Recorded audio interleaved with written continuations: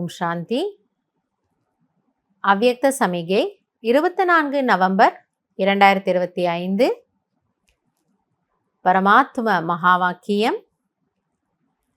अंत समय में प्रकृति के पांचों ही तत्व अच्छी तरह से हिलाने की कोशिश करेंगे. பாபா சொல்றாரு, கடைசி நேரத்துல இயற்கையினுடைய 5 தத்துவங்களும் சரி, 5மே உங்களை நல்லா வேகமா அசைக்கிறதுக்காக முயற்சி பண்ணும். அதாவது 5மே சேர்ந்து அந்த எப்படி பக்தியில சொல்லுவாங்களா, கோர தாண்டவம், அது ஒண்ணுமே செய்ய முடியாது. அப்படி out of control, out of டிஸார்டர்ல இருக்குமா,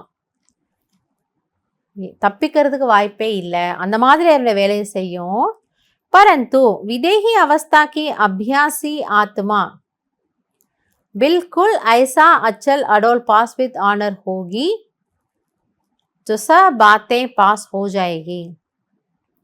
ஸோ அதுதான் அந்த நேரத்தில் யாருக்கு அந்த ஒரு பயிற்சி இருக்குமோ, சரீரத்தில் வர்றது, சரீரத்துலேருந்து விடுபடுறது. ஸோ அந்த விதேகி ஆவதற்கான பயிற்சி செய்திருக்கக்கூடிய ஆத்மா அப்பயும் அவங்க எப்படி இருப்பாங்களா, ஸ்டேபிளாக இருப்பாங்க. ஏன்னா எவ்வளோ ஞானம் பாபா புரிய வச்சுட்டாரு. மனதளவில் அவங்க பாதிக்கப்பட மாட்டாங்க.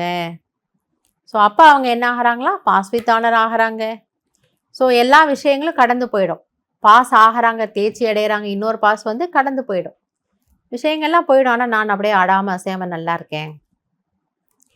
லேக்கின் ஓ பிரம்மா பாப் கே சமான் பாஸ் வித் ஆனர் கா சபூத் தேகி. ஸோ அவர்கள் அந்த ஒரு முயற்சி செய்யக்கூடியவங்க எப்படி பிரம்மா பாபா இருந்தாரோ, பாஸ் வித் ஆனர் ஆகிறாரோ, அதே போல் இவங்களும் செய்து காட்டுவாங்க. ஆக சாரம் வந்து முக்கியமான ஒரு முயற்சி புருஷார்த்தம் என்னவென்றால், அஷரீரி விதேகி விடுபட்டு இருக்கிறேன். इसके लिए समय निकाल कर प्रकृति के पांचों तत्वों की सेवा करते शुभ भावना की सकाश देते रहो. எனவே இதன் மீது கொஞ்சம் கவனம் கொடுங்கிறார் மாமா. இயற்கையினுடைய 5 தத்துவங்களுக்கும் கூட சகாஷ் கொடுங்க, அதுக்கு சுபபாவனை கொடுங்க, அதுக்கு சக்தி கொடுங்க. இது மேட்டர் தானே, அது நம்மளோட என்ன பேச போகுதோ அப்படி இல்லை. அதுவும் ரொம்ப துக்கியாக இருக்கான்.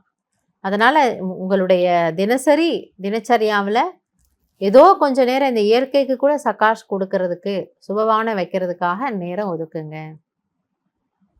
ஏன்னா நான் விதேகியாக இருந்து அதை செய்யும் பொழுது அந்த இயற்கை கூட என்கிட்டேருந்து வாங்குது இல்லையா.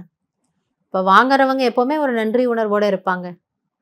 அப்போ அந்த இயற்கையை பார்க்கும் கடைசி நேரத்தில், இவங்க எனக்கு எவ்வளோ ஹெல்ப் பண்ணியிருக்காங்க, இவங்க எனக்காக எவ்வளோ நல்லது நினச்சிருக்காங்க, உலகத்தினுடைய ஆத்மாக்கள்லாம் என்னை அசுத்தப்படுத்தினாங்க, இந்த வாத்தாவரண வாயுமண்டலத்தில் அவ்வளவு பிரஷ்டமாக்கினாங்க.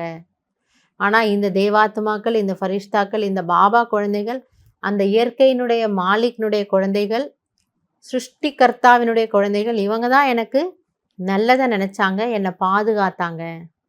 ஸோ கடைசி நேரத்தில் அது நமக்கு ரொம்ப நன்றி உணர்வோடு இருக்கும். நம்ம அதை டிஸ்டர்ப் பண்ணவே பண்ணாதான். இயற்கை நம்ம ஜடோன்னு நினைக்கிறோம். ஆனால் பாபா என்ன சொல்கிறாரு, இயற்கை ஒரு விதமான சைத்தன்யத்தன்மை அதில் இருக்குது. ஸோ இயற்கை நம்மை பாதுகாக்கும், சொல்லப்போனால் பாதுகாக்கும். எனக்கு எந்த ஒரு கஷ்டமும் வராமல் கடைசியில் இயற்கை என்னை பாதுகாக்கும். எனவே அதுக்கு நம்ம தகுதி ஆக்கிக்கணும். தகுதியாக்குறது தான் விதேகி நிலை.